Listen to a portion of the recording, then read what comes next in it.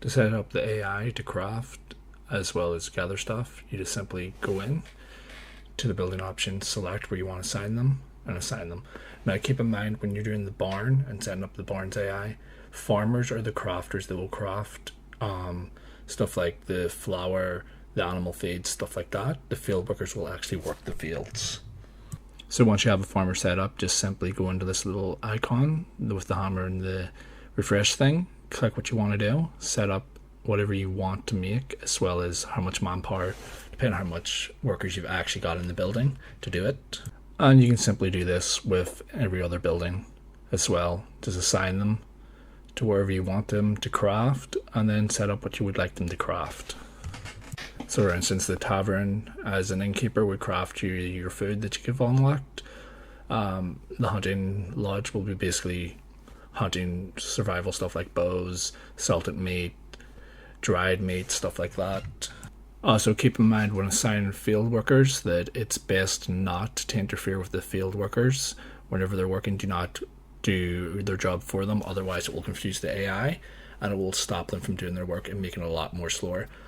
Also, speaking of making farmers / the field workers slower, is basically make sure you have your field set up to be small, like 3x3 or 1x9, because the bigger the field, the slower they are to harvest it and replant it. So keep that in mind whenever you're setting up AI farming / field working.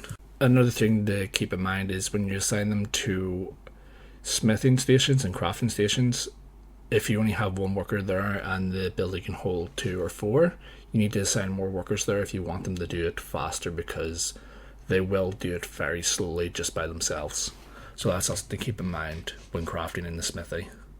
Also keep in mind when you select the tools and the manpower, it will tell you how much it makes per hour as well as how long it will take.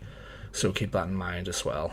But yeah, once you set all that up, you should have a passive crafting income.